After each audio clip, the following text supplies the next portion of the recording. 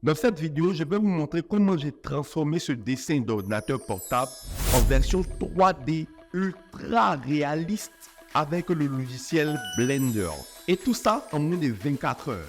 Et à la fin du challenge, vous devez me donner votre avis, ce que vous avez aimé et ce que je devrais améliorer pour la prochaine vidéo. Je peux compter sur vous? On y va. En gros, voici ce que je veux. Je ne suis pas Picasso, j'ai un niveau débutant, ne pas dire enfant de dessin, mais bon, on comprend l'idée. Au début, je veux que mon ordinateur soit fermé. Et à la fin, on ait un ordinateur à ce niveau. Et ensuite... Bref, ne vous inquiétez pas, jusqu'à là, c'est un peu flou pour moi aussi. Mais ça va s'éclaircir au fur et à mesure. Ok, on jette ça, on passe à l'ordinateur.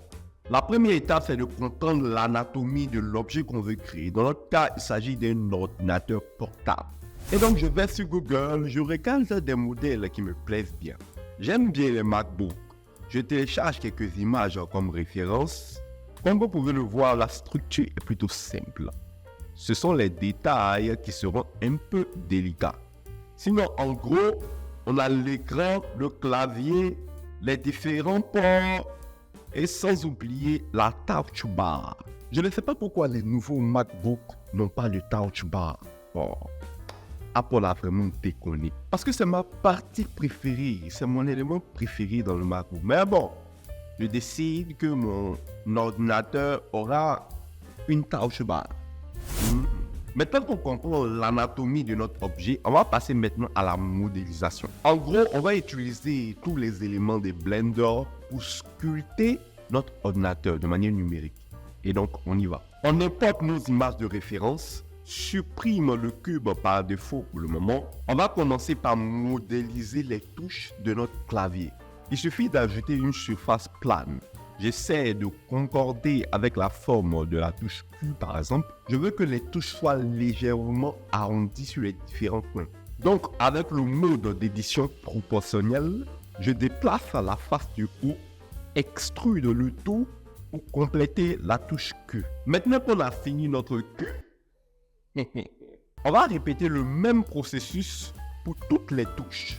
Même la touch bar. C'est le même procédé. On copie juste une touche, on va modifier la taille et bim, c'est fait. On va maintenant modéliser le support sur lequel se trouve le clavier et tous les autres détails. J'ajoute une surface plane que je positionne autour du clavier, subdivise pour avoir plus de faces que je peux manipuler. J'extrude pour concorder avec notre image de référence. Les différents points de notre ordinateur sont censés être arrondis également. C'est ce que je fais en sélectionnant ces arêtes que je vais relaxer avec l'outil Loop Tools. Je fais de même pour l'espace où se trouve le clavier. Super! Je peux maintenant insérer une nouvelle face pour pouvoir enfin creuser légèrement. Il faut que le clavier soit confortable, n'est-ce pas? Bon, actuellement, comme vous pouvez le voir, notre ordinateur est complètement plat. Ce qui est un problème parce qu'il nous faut de l'espace pour ajouter les autres détails. Et donc, je sélectionne toutes les faces et j'extrude. Et bim, c'est fait. Bon, à ce niveau, je veux un port. Je sélectionne donc les faces. J'incruste une nouvelle. Supprime pour avoir le trou. Fais de même pour créer un autre trou à côté. Je modélise maintenant l'intérieur des deux pour que les câbles puissent bien pénétrer, bien sûr. J'ajoute le modificateur Subdivision Surface pour rendre le tout plus beau, impeccable. Pour cet élément ici, je ne sais même pas comment ça s'appelle. Mais bon, on s'en fout.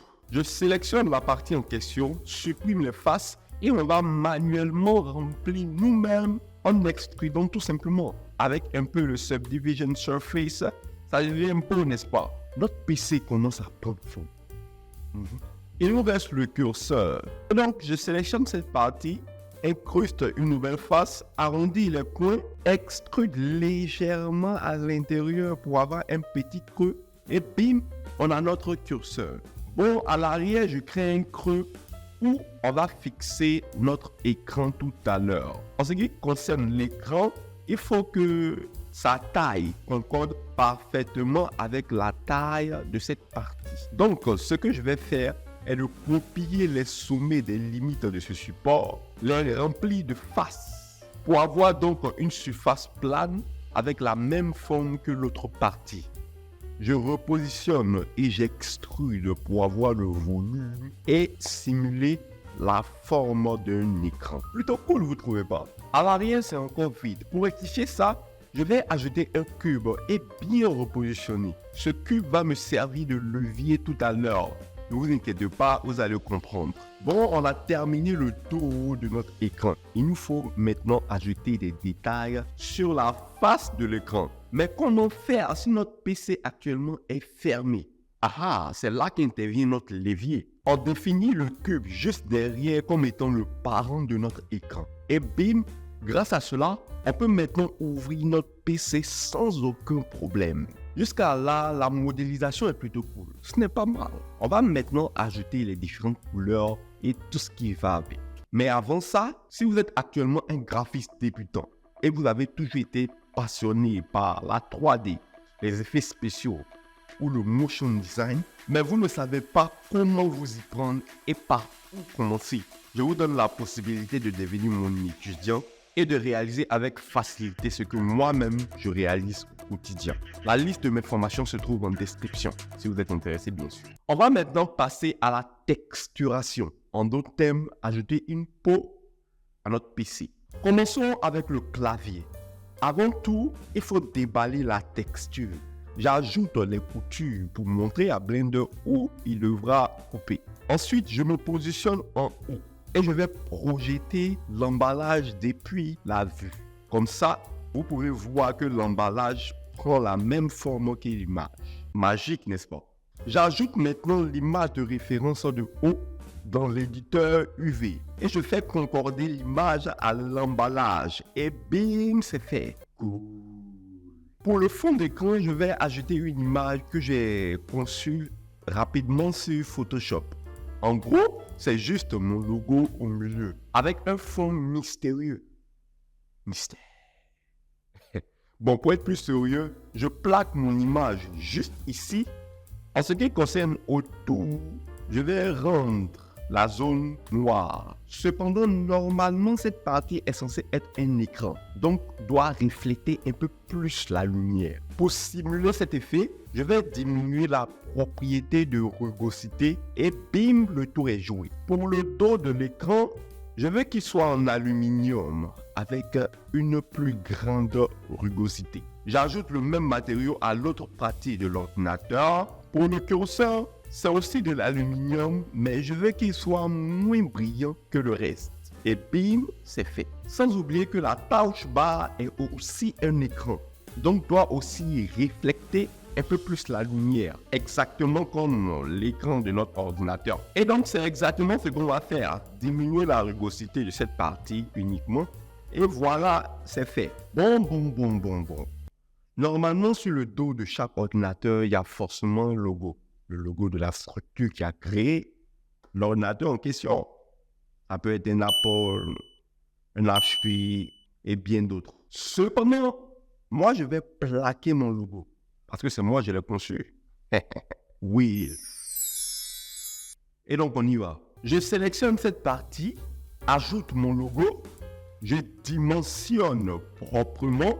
Je veux que le logo brille plus que le reste. Et donc, je vais simplement connecter l'image de mon logo à la propriété de rugosité. Aussi simple que cela. Et voilà, notre logo brille un peu plus.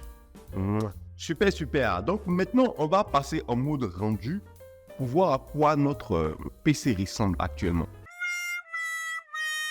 Comme vous pouvez le voir, on ne voit absolument rien. C'est normal puisqu'il n'y a actuellement aucune lumière. Et oui, on passe maintenant à l'éclairage.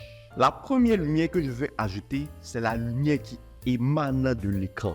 Parce que vous voyez, car normalement, un écran allumé va forcément générer de la lumière en fonction de l'image affichée. Pour ça, je vais connecter l'image de l'écran à la propriété émission, augmenter au fur et à mesure la force. Et comme par magie, vous constatez avec moi que l'écran commence à projeter de la lumière.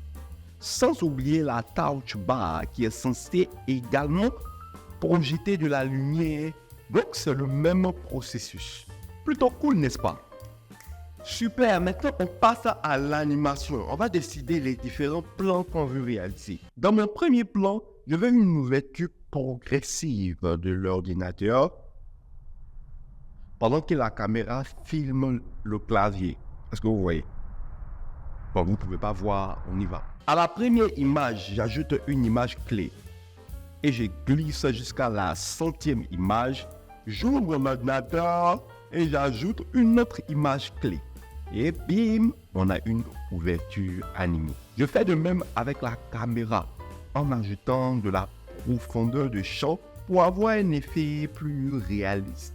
Je fais un autre plan où notre ordinateur atterrit dans le studio en utilisant ici aussi des images clés. Mesdames et messieurs, le moment tant attendu. On va maintenant voir à quoi ressemble notre ordinateur, à quoi ressemble notre animation finale. On verra bien si c'est réaliste ou pas. N'oubliez pas que vous devez me donner votre avis juste après avoir vu. Et donc, on y va.